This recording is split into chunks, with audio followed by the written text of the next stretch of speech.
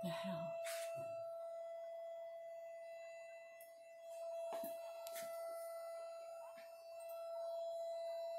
Are we anticipating any increase in response times? I mean, it doesn't seem like it's out there on its own. It's included with other residential around the area. So are we seeing any worries there? No, Mayor, Council Member, my understanding is that the increase from the fire station, the fire safety master plan that we have has accounted for the growth in this area. Okay, great. That's right. Good answer, Josh. Thank you. Councilman Rimmer. Yes, indeed. Okay, Josh. There's no other questions. I'll entertain a motion. We have a speaker. Yes, we do. We're trying to get her on the line. Jane, are you on the line? Yes, ma'am. Can you hear me? Yes. Okay, awesome. Welcome, Jane. Thank you so much. I appreciate the opportunity to speak tonight. My name is Jane Pfeiffer, and I live in the neighborhood where Paloma Creek Enclave 4 is being proposed. I would like to address a few concerns that I have, and I ask you to bear with me if they're not super logical. I'm pretty new at all of this. To say that there was significant concern expressed at the public forum is a gross understatement.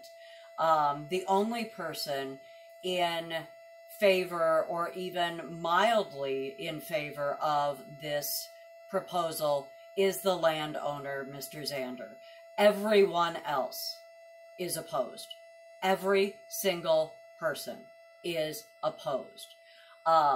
And not just concerned with traffic, not just concerned with effects on the natural habitation and vegetation in the area, but absolutely concerned with the vast change in density of residents, as well as what the limitations the city will have for providing good services to potential new residents.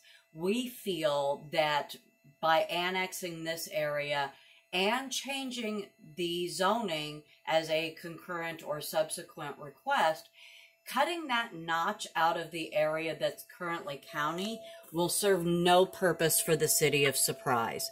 It will increase the amount of burden and the amount of taxes that the city of Surprise is going to have to spend and collect in order to meet the requirements of this area. When you then factor in traffic control and you factor in what's going to happen with density, which automatically, even with no fault, but automatically increases crime rate, increases the need for community services, it's overly burdensome. All of that added to the destruction of the property in its natural habitat is just abhorrent to all of the neighbors. I also find it interesting, and now I'm going to change tangents a minute. I find it interesting that Mr. Zander has not yet filed his property deeds to those 5 plots that he's picked up, as well as some of the other Paloma areas. And my guess is the reason for that is because once he files them, people will know what he's planning. This whole thing has been very much fly under the radar as long as possible, as fast as possible, push as much as you can through, and then notify everyone else later. It was only by happenstance that we discovered this meeting this evening and that this was even being presented. We had asked to be kept informed, and we were not. The signage does not provide good information to any of the residents nearby as far as what the process is, where they're at in the planning stages, or any of the other technical issues that we feel we should know about. Had I had more time, more of the neighbors would be sitting in the same room with me to make their unhappiness known. We are significantly concerned that because all of the property was picked up sort of under the radar by one owner and that deeds weren't filed, the goal is to push it through before anybody catches wind of what's going on. And we just find that to be unacceptable and shady. Okay, thank you, Jane. Thank you. So, Josh, we just got to make sure that we, let people know how this process is going. If the council decides to move ahead, right? Correct. Councilman Hastings. Thank you, Mayor. Do we have Mr. Zander? Is he on the phone? Is he on the line? He's available to answer any questions that I cannot answer. Yes. Okay. I was just going to see. I was going to ask for him to comment on the public comments that were just made. We're calling him right now. Okay. They'll be bringing him online in just a moment. Okay. Thank you.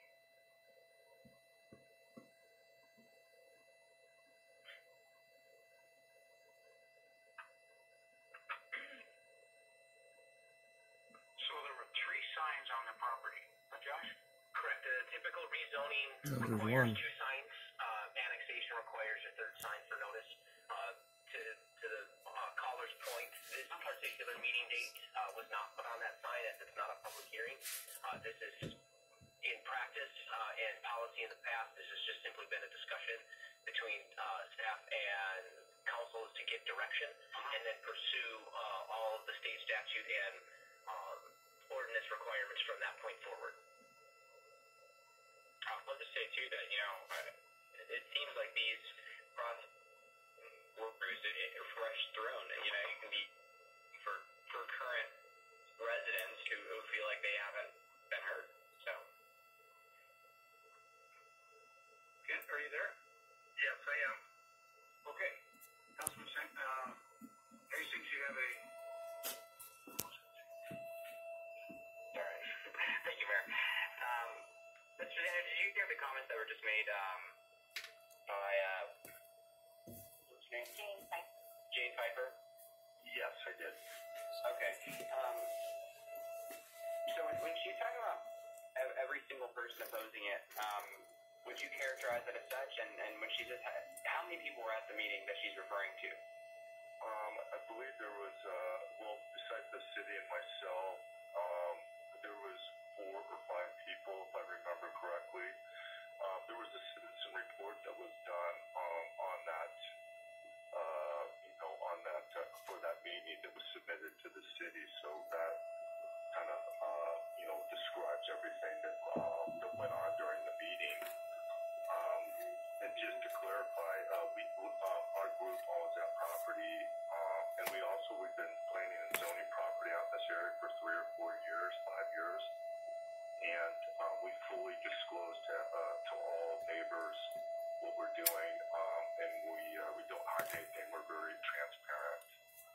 Matter of fact, I had a lot of dialogue with Jan at the citizen meeting that we discussed setbacks and putting 1-story homes on the east side and the north side of the subdivision. I've lowered the lot count down from, I think, 37 to 31, made the lots bigger. So at that neighborhood meeting, I suggested a lot of fixes to the plan. So I think the city and I, during that citizen meeting, did a very good job in disclosing what we're doing here. Okay. Did the citizens seem satisfied with the accommodations you had made, or was it something more where they still just were concerned about what I got from that was they were concerned about the density, city limitations, which we addressed because that was included before, and then taxes. I don't know what effect it would have on that. Can you speak to any of those concerns? Well, with regards to taxes, I'm not sure what she's speaking of there, honestly. We're paying for our own development. We're paying for our own water, our own sewer, our own utilities, our own improvements. We're paying for everything to develop that property. And all the services that are out there are provided, have been provided for this development. There's fire, water, sewer, within the general plan provide that this property can get, rezoned to a higher density. Okay. Within that general plan. Okay. And then last question, are you responsible for bringing the signs up, or is that the city? No, there is a sign company that does that. And the signs are those are all signed with affidavits when they're up and posted, and then all that's submitted to the city within the required times. Otherwise, the project doesn't move forward. Yeah. Okay. And then, do you know how long those signs, Josh, have to be up typically before? Like, is there a certain length, or can you put the signs up overnight and then move forward the next day? What's the policy on that? Mayor, council, the signs have to be up at minimum 15 days prior to the first meeting. And in this situation, the first meeting listed on those signs was the citizen outreach meeting. So they would have been up 15 days prior to that, which was back in February. Okay. And would you say, have you seen the signs yourself? We've gotten the signed affidavit, and we've had inspectors out in that area to verify. Would you say they're visible? Yes, as much as the rural area can be. Okay. All right. Thank you, Mr. Zender. Thanks, Josh. Thank you. Okay, very, very good. Josh, there's this whole project is this piece right here is part of a 200-acre project, correct? Correct. It's the last piece of 200 acres. It'll be a part of that. Correct. Yeah. And how far is the fire station? It's up 163rd. I don't know the exact location of it from this distance. I think it's like Jomax, isn't it, Mike? Oh, it's south of Happy Valley. Okay, so that's half a mile? Yeah. Okay. Yeah, so services as far as fire and medical, real close, Okay, there's no other questions. So I will entertain a motion.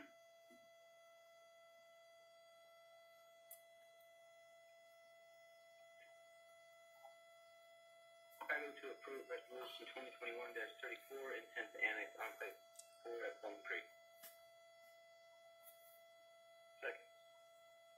Okay, it's been moved and seconded. So it's the enclave at Paloma Creek, and it's case number FS20-739. Okay. No other questions or concerns? Please cast your vote.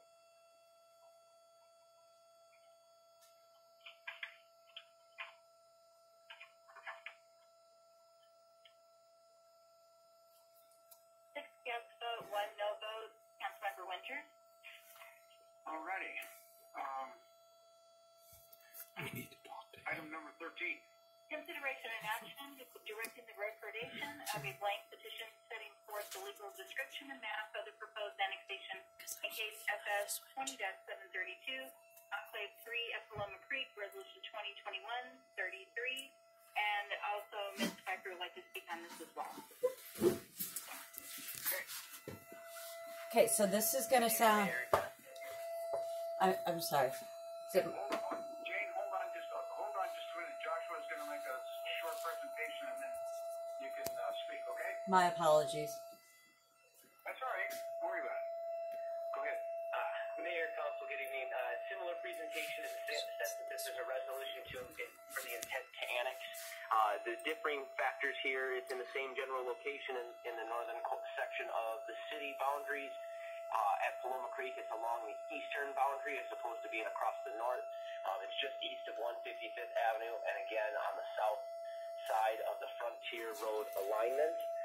It is currently RU43 in Maricopa County zoning. The annexation, if approved down the line, would give like zoning of rural residential within the surprise zoning code. And then there is a concurrent rezoning case, but as a part of that same timeline, we have the 30-day waiting period that would happen at the time of recording of the blank petition. That would be coordinated, kind of anticipating the applicant at this point. We would likely see both of these cases along the same timeline. Similar situation, however, this is one parcel that makes up this roughly 5 acres, and again, one property owner. And to answer the question from a moment ago, it's the same basic process. We could anticipate it seeing the final resolution or the final ordinance for annexation if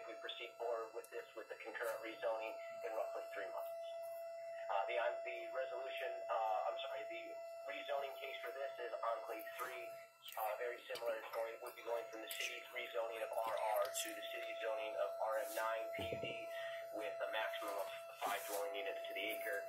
And this one, I believe, also has a preliminary plat associated with it as well, whereas the Enclave 4 does not have a preliminary plat as of yet.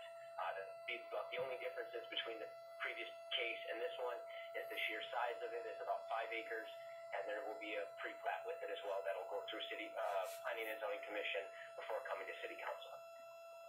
Okay. There's no questions? Jane? Yes, Would you sir. like to speak? Yes, sir. Okay. So it's gonna sound a little contrary to what I said about Enclave 4, but as far as the neighbors go and what's already been done, Enclave 3 makes much more sense as far as the proposed annexation, because it is a direct continuation. It's not cutting out a notch like 4 would be. The density, it's still higher than what we would like, but it does fit better with the overall plan. And while I haven't spoken to the neighbors that far away from us yet, that area does tend to be more of a closer community as far as the homes being closer together, and just the way the properties are laid out are closer together. Enclave 3 makes sense to me. Enclave 4 does not. Okay. Thank you, Jane, and you know what? And thanks for taking the time to call in and express your views, because you know it takes courage. Yeah, and you sure make it difficult. I appreciate the opportunity. Thank you so much. Is there somebody else want to speak on this? Yeah, same guy that was here at the last meeting. Sorry. We only requested time for one speaker, and we're not going to take up more time than that this evening. Okay. Thank you so much. All right. Thank you. Did you want to say something, Councilman Hastings? Yes, sir. And just to clarify, Josh, this is his land, correct? Correct. This is an applicant-driven annexation request, and he owns the land he's trying to bring into Surprise. Okay. And then, this one was RM9. Was the other one RM5? That was a misspeak on my account. RM9 was for both, but they would both have a cap of 5 dwelling units to the acre as a part of the rezoning request. Okay. And that's the RM9 terminology. That's from the LDO. As compared to 1 per 5 acres. A lot of acronyms. Correct. But I figure if I don't know them, then people at home probably are a little confused too. So we'll get it down. We'll have a cheat sheet for that. But anyways, okay, thank you. Okay, if there's no other questions or concerns, I'll entertain a motion. I move to approve Resolution 2021-33. Second. Been moved and seconded. Please cast your vote.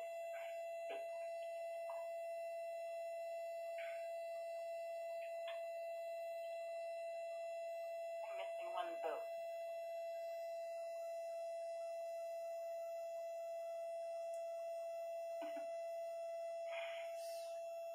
We are missing one vote, and I cannot tell who that was.